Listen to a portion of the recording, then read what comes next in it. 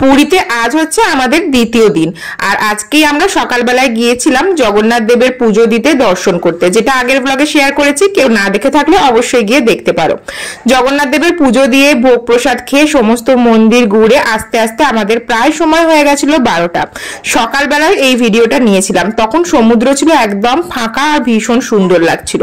সকালবেলায় পুজো দেবো বলে যেহেতু কেউ খাওয়া দাওয়া করিনি, 12:30 একটা বেজেই গেছিল, সেই জন্য সবাই আগেই আমরা স্নান টান করে ফ্রেশ হয়ে তো গিয়েছিলাম মন্দির। সেই জন্য আগে আমরা লাঞ্চটা করতে বসে গেলাম।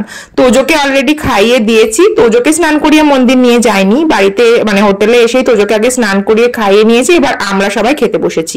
আমি অর্ডার দিয়েছিলাম চিকেন বিরিয়ানি, আর তাছাড়াও পোস্তর তরকারি, ডাল, মাছ, এটা হচ্ছে পার্শে মাছের ঝাল, এই সমস্ত অর্ডার দিয়ে খাওয়া দাওয়া করে 2:30টার সময় আমরা আবার গিয়েছিলাম সমুদ্র স্নান করতে। সমুদ্রে যেহেতু আজকের দিনটাই আমরা আছি পুরীতে, কালকে আবার আমাদের অন্য প্ল্যান আছে, সেই জন্য আজকে আমরা সমুদ্র স্নান করতে যাচ্ছি। তোজো তো ভীষণ খুশি। এর আগে যদিও দীঘাতে গিয়েছিল, তখন তোজো আর একটু ছোট ছিল, সেই জন্য বিচটা অতটা এনজয় করতে পারেনি। আর পুরীর সমুদ্র যতটা সুন্দর, দীঘার সমুদ্র আমার ততটা সুন্দর লাগেনি। পুরীতে যেমন পাড়ে যদি বসে থাকো, তবুও সমুদ্রের ঢেউ এসে ঠিক ভিজিয়ে নিয়ে যাবে। আর আমরা যে সময় গিয়েছিলাম ওয়েদারটা ছিল ভীষণ সুন্দর। আমরা যে এত দুপুরবেলায় এসেছি, তবুও রোদ সেরকম গায়ে লাগছিল না। ভালো করে সানস্ক্রিন মেখে আমরা সবাই রেডি হয়ে এসেছি স্নান করব বলে। সমুদ্র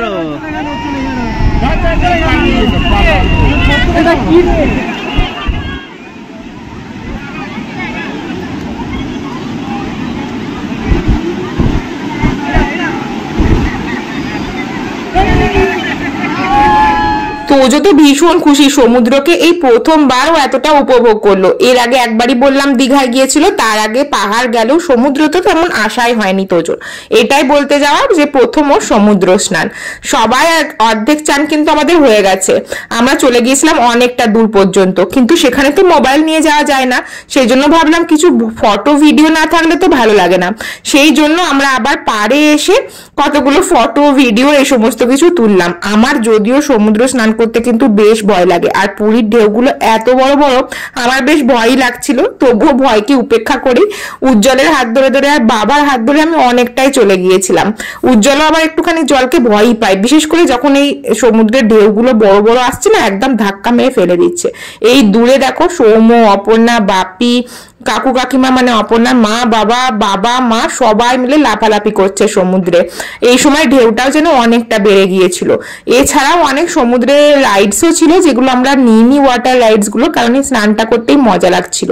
তোজোকে তো অতদূর নিয়ে যাওয়া যায় না, সেই জন্য আমরা আবার পাড়ে এসেছিলাম তোজোর সাথে একটু স্নান করব বলে। লাস্ট মোমেন্টে কিন্তু তোজো পুরোই স্নান করে গিয়েছিল, জামা কাপড় একদম গলা পর্যন্তই তার ভিজে গেছে। পুরীর সমুদ্রে বললামই যে ঢেউ কখনোই মানুষকে মানে না ভিজিয়ে ছাড়বে না। আর স্নান করাটা তো ভীষণ আনন্দের, কিন্তু হোটেলে গিয়ে এই বালি ঝেড়ে আবার পরিষ্কার হওয়াটা অনেকটা চাপের। এরপরেও ট্রিপে কিন্তু আমরা অনেক মজা করেছি, যেগুলো শেয়ার করব পরের ব্লগে। এই ব্লগটা ভালো লাগলে অবশ্যই লাইক, কমেন্ট, শেয়ার করে দিও। চ্যানেলটাকে অবশ্যই সাবস্ক্রাইব করে দিও। টাটা, দেখা হচ্ছে নেক্সট ব্লগে।